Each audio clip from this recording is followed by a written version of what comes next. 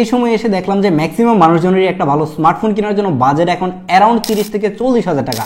আর এই 30 থেকে 40 হাজার টাকা দিয়ে যখন একটা ইউজড স্মার্টফোন কিনতে যাই আমরা, তখন প্রচুর পরিমাণে কনফিউজড হয়ে যায় এত মডেল দেখে যে আসলে কোনটা কিনবো। আর এই সময় একটা ফোন কেনার আগে আমাদের সবার আগে চিন্তা করা লাগে যে ফোনের মধ্যে গ্রিন লাইন পড়ে যাবে কিনা। কারণ আমার হাতে এখন একটা S22 রয়েছে, এইটার মধ্যে এই সময় এসে যে গণহারে গ্রিন লাইন পড়তেছে, যার কারণে এই এত ভালো একটা ফোনকেও 30 থেকে 40 হাজার টাকা বাজেটে সাজেস্ট করতে গেলে ভয় লাগে, মানুষের গালি খাইতে হয়। কিন্তু আজকের ভিডিওতে আমি আপনাদেরকে এরকম 5টা স্মার্টফোন সাজেস্ট করবো। হ্যাঁ ঠিকই তো, 5টা স্মার্টফোন সাজেস্ট করবো যেগুলো আপনি 30 থেকে 40 হাজার টাকা বাজেটে চোখ বন্ধ করে নিয়ে নিতে পারবেন, আপনাকে দুইবার ভাবার দরকার নাই। তো চলুন তার আগে ভিডিওটা শুরু করা যাক। এবং যারা আমাদের নতুন ভিউয়ার রয়েছেন তারা চাইলে কিন্তু আমাদেরকে একটু সাবস্ক্রাইব করতে পারেন, যাতে করে পরবর্তী ভিডিওগুলো আপনারা দেখতে পারেন। তো কথা না বাড়িয়ে ভিডিও শুরুতেই আমরা কথা বলি হচ্ছে বাংলাদেশের জাতীয় ফোন, আইফোনের জাতীয় ফোন, আইফোন 11। হ্যাঁ, এটা শুনে হয়তো অনেকেই অবাক হচ্ছেন, 30 থেকে 40 হাজার টাকা বাজেটে আমি আইফোন 11 সাজেস্ট করতেছি 2025 সালের শুরুর দিক দিয়ে এসে। আপনি যদি 2025 সালের শুরুর দিক দিয়ে এসে আপনার বাজেট একদমই 30 হাজার টাকা, এর থেকে আর 1 হাজার টাকাও বাড়ানো সম্ভব না একটা আইফোন ইউজ করার শখ, আইফোন 11 এর বিকল্প কিন্তু এই সময় এসে আর কিছুই নেই। আইফোন 11টা সাজেস্ট করার অন্যতম একটা কারণ হচ্ছে যে আপনি যদি 30 হাজার টাকা বাজেটে ভালো একটা ক্যামেরা ফোন খুঁজতে চান, তাহলে আইফোন 11 কিন্তু খুবই ভালো একটা ডিল হতে পারে। কারণ এর ব্যাক সাইডে দুইটা 12 মেগাপিক্সেলের ক্যামেরা থাকছে, এবং এর যে সেলফি ক্যামেরাটা রয়েছে সেটাও একটা 12 মেগাপিক্সেলের ক্যামেরা। আর এটার মধ্যে প্রসেসর হিসেবে থাকছে কিন্তু অ্যাপল বায়োনিক A13 চিপ, যেটা এত বছর পরে এসেও স্টিল নাও খুবই ভালো পারফর্ম করতেছে। আর এটার মধ্যে তো iOS 18 এর সফটওয়্যার আপডেট রয়েছে, তাছাড়াও কিন্তু iOS 19 এবং 20 পাওয়ার সম্ভাবনাও কিন্তু অনেক বেশি, যার কারণে এই 30 হাজার টাকা বাজেটে এখনো এটা রিকমেন্ড করি। হ্যাঁ, এটা সত্যি যে এটা ডিসপ্লে খুবই ভালো না, মানে এটাতে একটা IPS ডিসপ্লে ইউজ করা হয়েছে, 6.1 ইঞ্চির একটা ডিসপ্লে, বাট এটা IPS ডিসপ্লে হওয়ার ফলে ডিসপ্লের কোয়ালিটি কিন্তু খুবই ভালো ছিল। আপনি IPS শুনে আবার 10-12 হাজার টাকা ফোনের IPS এর সাথে মিলাইতে যান না, তাহলে কিন্তু আবার হিসাব মিলবে না। ওইটার IPS ডিসপ্লে হলো এটা থেকে আপনি খুবই ভালো কালার এবং শার্পনেস পাবেন। আর IPS ডিসপ্লে হওয়ার ফলে ওইটাতে গ্রিন লাইন কিংবা পিঙ্ক লাইন পড়ার চান্সও কিন্তু একদমই নাই। আমাদের লিস্টের নাম্বার 2 তে যে ফোনটা রয়েছে সেটা হচ্ছে Google Pixel 7।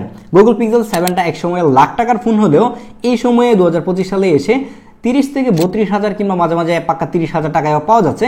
30 হাজার টাকা বাজেটে একটা অ্যান্ড্রয়েড ফোন কেনার জন্য Pixel 7 একটা বেস্ট ডিল, কারণ আপনি খুবই ভালো ক্যামেরা পাচ্ছেন, খুবই ভালো একটা ডিসপ্লে পাচ্ছেন। ইভেন আইফোন 11 যদি নেন তাহলে কিন্তু ব্যাটারি ব্যাকআপ নিয়ে প্রচুর প্যারা খাবেন, যেটা নিয়ে কথা বলতে ভুলে গেলাম। কিন্তু এই Pixel 7টা নিলে আপনি ব্যাটারি ব্যাকআপ নিয়ে অ্যাটলিস্ট প্যারা খাবেন না, খুবই ভালো ব্যাটারি ব্যাকআপ পাবেন। যারা একটা অ্যান্ড্রয়েড ফোন নিতে চাচ্ছেন, খুবই ভালো ক্যামেরা দরকার, Pixel 7টা চোখ বন্ধ করে নিতে পারেন। কারণ এটাতে মেইন লেন্স হিসেবে ইউজ করা হয়েছে একটা 50 মেগাপিক্সেলের ক্যামেরা, তার পাশাপাশি একটা 12 মেগাপিক্সেলের আলট্রাওয়াইড ক্যামেরা পাচ্ছেন, আর 10 মেগাপিক্সেলের একটা সেলফি ক্যামেরা তো থাকছেই। আর আপনারা সবাই জানেন যে পিক্সেলের ক্যামেরা কিন্তু অনেক বেশি ভালো হয়ে থাকে। ইভেন একটা কথা বলতে হয়তো বা আপনারা অনেকে রাগ করতে পারেন কিংবা আমাকে পাগল বলতে পারেন, যে Pixel 7 এর যেরকম ক্যামেরা আউটপুট এখনো দিচ্ছে, still now Pixel 9 Pro XL যে ফোনটা আমি রিভিউ করেছি সেইটার মধ্যেও খুব বেশি একটা ইমপ্রুভমেন্ট আমরা দেখি নাই, যার কারণে Pixel 7টা কিনাই আমার মনে হয় যে অনেক ভালো হয়। যে জায়গায় Pixel 9 Pro XL এর প্রাইস এখনো লাখ টাকা, তো আপনি কেন এই Pixel 7টা কিনবেন না? আর এটার মধ্যে কিন্তু 6.3 ইঞ্চির একটা AMOLED ডিসপ্লে থাকছে, যেখানে কিন্তু 90 হার্জ এর রিফ্রেশ রেট রয়েছে। আর এটার মধ্যে Tensor G2 যে চিপটা রয়েছে সেটাও রয়েছে। আর এটার মধ্যে কিন্তু Android 15 চলতেছে, হয়তোবা সামনে আরো 2-4 বছর এটার মধ্যে আপনি সফটওয়্যার আপডেটও পাবেন, যার কারণে কিন্তু Pixel 7টা এখনো 30 হাজার টাকা বাজেটে একটা অ্যান্ড্রয়েড ফোন হিসেবে বেস্ট চয়েস। নাম্বার 3 তে আপনাদেরকে যেই ফোনটা সাজেস্ট করবো, এইটা নিয়ে ভিডিও শুরুতেই কথা বলছিলাম, সেটা হচ্ছে হ্যাঁ এই গ্রিন লাইনওয়ালা ফোনটাই।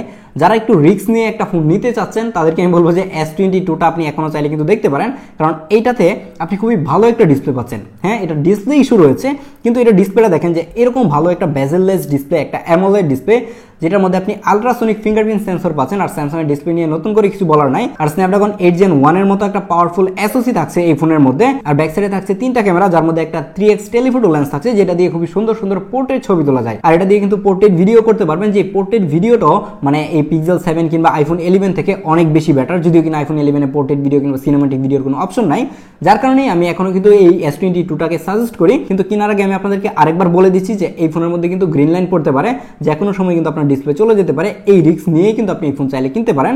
বাট যারা হচ্ছে অনেক কষ্ট করে একটা ফোন কিনবেন, আপনার প্রাইমারি ফোন হিসেবে ইউজ করবেন, তাদেরকে আমি S22টা রিকমেন্ড করবো না। অনেকেই বলে থাকে যে S22 এর যে ডোকোমো এডিশনটা রয়েছে সেটাতে নাকি গ্রিন লাইন কম পড়ে। আমি এটা কনফার্ম করে বলতে পারতেছি না আপনাদেরকে, আমার হাতে যে এটা রয়েছে এটাও একটা ডোকোমো এডিশন। তো এটা একটা ফুল রিভিউ আসতে হচ্ছে আমাদের চ্যানেলে খুব শীঘ্রই, চাইলে আমাদেরকে সাবস্ক্রাইব করে রাখতে পারেন যে 2025 সালে এই S22টা নেবেন কিনা, এটা একটা ফুল বাইং গাইড দিব আপনাদেরকে। আমাদের লিস্টে নাম্বার 4 এ যে ফোনটা রয়েছে সেটা হচ্ছে আরেকটা জাতীয় ফোন, এবং সেটা হচ্ছে আইফোন। হ্যাঁ, আইফোন 12 এর কথা বলছিলাম, যেটা কিন্তু গত 6 মাস আগেও এটার প্রাইস 40,000 টাকা ছিল, কিন্তু রিসেন্টলি এটার প্রাইস কমে অ্যারাউন্ড 35,000 টাকায় পাওয়া যাচ্ছে। আপনি যদি 64GB ভেরিয়েন্টটা নিতে চান তাহলে কিন্তু আপনি 35,000 টাকায় পেয়ে যাবেন। কেন আপনি 30,000 টাকা দিয়ে আইফোন 11 না কিনে 35,000 টাকা দিয়ে আইফোন 12 কিনবেন? এর অন্যতম কারণ হচ্ছে আপনি একটা স্টাইলিশ মডার্ন ডিজাইন পাচ্ছেন, যেটা একটা বক্সিয়ার ডিজাইন, দেখতে অনেকটাই মানে মডার্ন মনে হয় হচ্ছে আইফোন 11 থেকে। তাছাড়া আপনি যদি ডিসপ্লে বেজেল দেখেন কিংবা ডিসপ্লেটাই দেখেন তাহলে দেখবেন যে টোটালি কিন্তু ডিফারেন্স এই জায়গায়।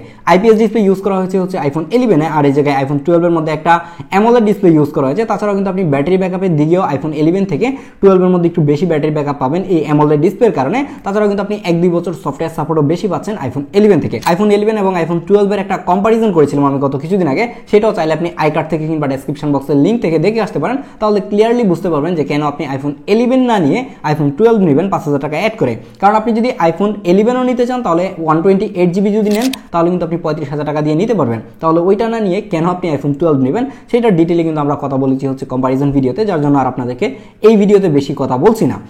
নাম্বার 5-এ আমাদের কাছে যে ফোনটা রয়েছে সেটা হয়তো বা অনেকেই কিনবেন এবং আমি আপনাদেরকে সবাইকে সাজেস্ট করবো, সেটা হচ্ছে গুগল পিক্সেল 7 প্রো।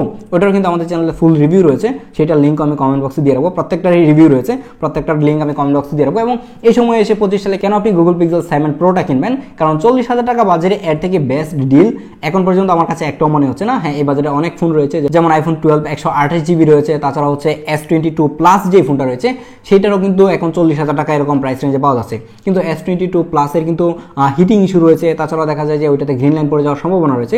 কিন্তু পিক্সেল 7 এখন পর্যন্ত আমি ওইভাবে দেখি নাই যে গ্রিন লাইন পড়ে যাচ্ছে কিংবা ব্যাটারি ব্যাকআপ খারাপ দিচ্ছে।